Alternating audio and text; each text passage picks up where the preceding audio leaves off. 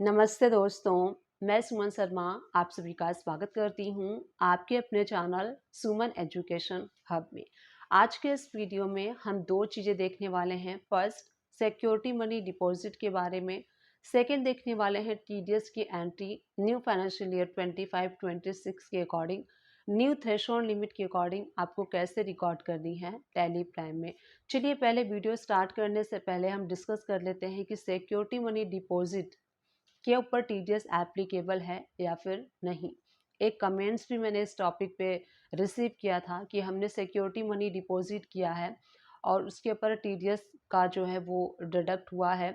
तो डिडक्ट जो हमने पेमेंट किया है उसके ऊपर टीडीएस डिडक्ट करके, तो देखिए टीडीएस पहली बात तो इसके ऊपर एप्लीकेबल होगा ही नहीं, क्योंकि इस पे ऐसा कोई भी प्रोविज़न नहीं है इनकम टैक्स का या फिर टीडीएस का। ऐसा कोई प्रोविज़न नहीं है जहाँ पे कि सिक्योरिटी मनी डिपॉजिट के ऊपर आपको टीडीएस डिडक्ट करना है। तो क्लियर है कि टीडीएस इसके ऊपर एप्लीकेबल नहीं है। सेकंड, हम टीडीएस की एंट्री कैसे करनी है वो मैं आपको इस वीडियो में आगे बताऊंगी कि न्यू फाइनेंशियल ईयर के अकॉर्डिंग अगर आप रेंट पे करते हैं 50,000 से ज़्यादा तो उसके ऊपर आपको टीडीएस कैसे कैलकुलेट करना है। और अगर कोई चेंजेस, अगर मैं ये एंट्री आपको फर्स्ट टाइम बता रही हूँ, अगर कुछ चेंजेस होते हैं एंट्री से रिलेटेड इन फ्यूचर, तो वो चेंजेस के साथ, मॉडिफिकेशन के साथ भी मैं आप लोग के साथ अपडेट कर दूंगी, क्योंकि फर्स्ट टाइम हम टीडीएस इस पर डिडक्ट कर रहे हैं। अगर कोई चेंजेस होता है तो वो चेंजेस का वीडियो भी मैं आप लोग के साथ शेयर करूंगी। तो चलिए इस वीडियो को स्टार्ट कर लेते हैं। अगर आप अपने अकाउंटिंग के वर्क को इम्प्रूव करना चाहते हैं तो यहाँ पे मैंने ओपन कर लिया है सुमन एजुकेशन हब चैनल, जो कि हिंदी लैंग्वेज में है।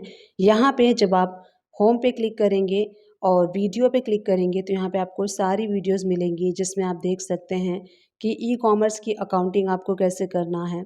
बजट से रिलेटेड काफ़ी सारे वीडियोस मैं लेके आई थी, टीडीएस से रिलेटेड। एंड ये मेरा सेकेंड चैनल है Suman education hub English. Subscribe button पे क्लिक करके प्लीज़ चैनल को सब्सक्राइब कर लीजिए। जैसे ही आप वीडियो पे क्लिक करते हैं तो आप देख सकते हैं यहाँ पे सारे वीडियोस मैंने इंग्लिश लैंग्वेज में प्रोवाइड किया है। अगर आप अकाउंटिंग का वर्क इंग्लिश लैंग्वेज में सीखना चाहते हैं तो इन सारे वीडियोस को आप वॉच कर सकते हैं। ये सारी वीडियोस आपको इंग्लिश लैंग्वेज में मिलेंगी, चाहे वो टीडीएस से रिलेटेड हो, चाहे वो ई वे बिल से रिलेटेड हो, सैलरी से रिलेटेड हो और अकाउंटिंग से रिलेटेड हो, टैक्सेशन से रिलेटेड हो। टैली प्राइम को सबसे पहले हम ओपन कर लेंगे और सबसे पहली एंट्री हम देखेंगे रेंट सिक्योरिटी जो हम डिपॉजिट करते हैं उसकी एंट्री हमें कैसे पास करनी है। तो पेमेंट वाला वाउचर हम सेलेक्ट कर लेंगे, क्योंकि हम यहाँ पे कर रहे हैं सिक्योरिटी मनी, इसीलिए हम पेमेंट वाले वाउचर में इसकी एंट्री करेंगे।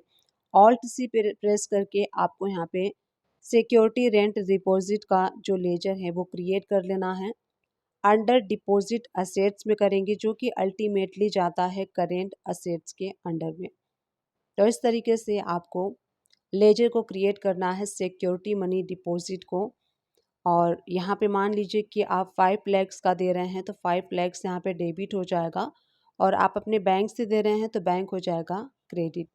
इस तरीके से नरेशन आप मार्क कर सकते हैं कि किस मंथ का, नरेशन आप मार्क कर सकते हैं कि जो आप ये मनी दे रहे हैं वो as a rent security money deposit है। तो इस तरीके से इस एंट्री को आपको सेव कर लेना है। अब मैं आपको शो करती हूँ जो एंट्री हमने की है बैलेंस शीट में, वो एंट्री आपको कहाँ पे शो होगी। तो बैलेंस शीट को हमें ओपन कर लेना है।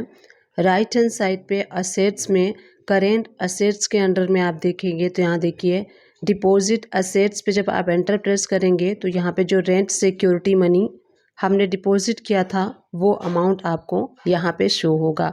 जब भी आप जो आपने रेंट पे लिया हुआ है जब आप उसको छोड़ेंगे तो ये अमाउंट आपको मिल जाएगा, ये अमाउंट आपको रिसीव हो जाएगा। इसीलिए ये करेंट असेट्स के अंडर में हमें शो होता है बैलेंस शीट के अंडर में।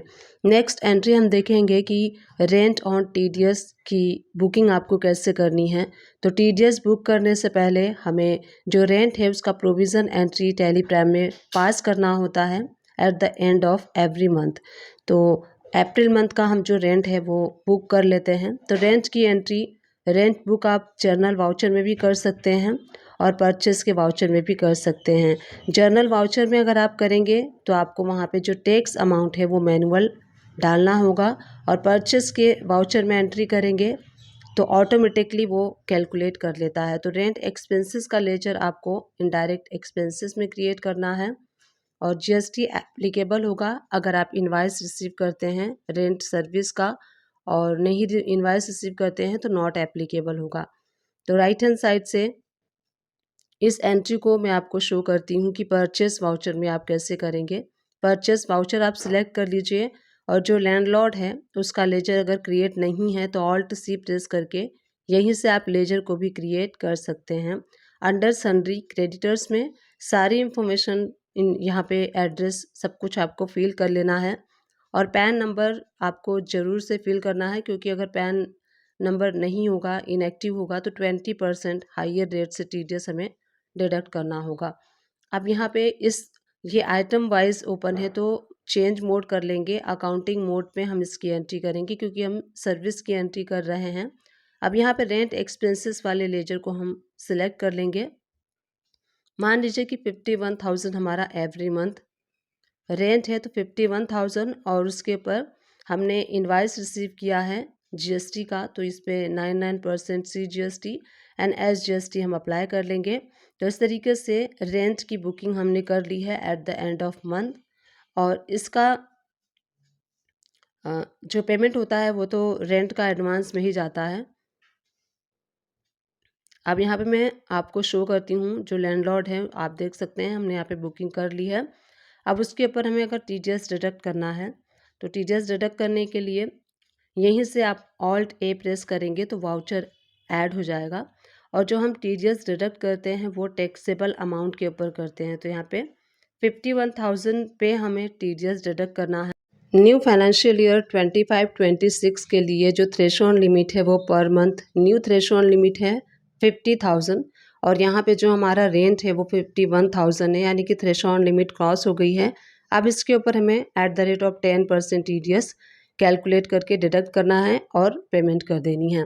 तो जर्नल वाउचर में हम सिलेक्ट करेंगे और जर्नल वाउचर में हम इसकी एंट्री करेंगे। तो जो पार्टी होती है वो हो जाएगी डेबिट और TDS पेबल वाला लेजर हो जाएगा क्रेडिट। तो यहाँ पे इस तरीके से 5100 मैंने बुकिंग कर ली है, और इस तरीके से TDS की बुकिंग करने के बाद जब हम इसको पे करेंगे तो पे करने की भी एंट्री मैं आपको शो करती हूँ। यहीं से ऑल्ट ए हम प्रेस करेंगे और पे करने के लिए हमें पेमेंट वाउचर सिलेक्ट करना है क्योंकि हम पे कर रहे हैं TDS। और यहाँ पे अब हम क्या करेंगे, जो हमारा बैंक है वो हो जाएगा क्रेडिट और TDS ऑन पेबल 94I वाला जो लेजर है वो हो जाएगा डेबिट। तो इस तरीके से हमें TDS पेमेंट की एंट्री करनी है। तो इस तरीके से आप भी कर सकते हैं जैसे मैंने आपको इस वीडियो में शो किया।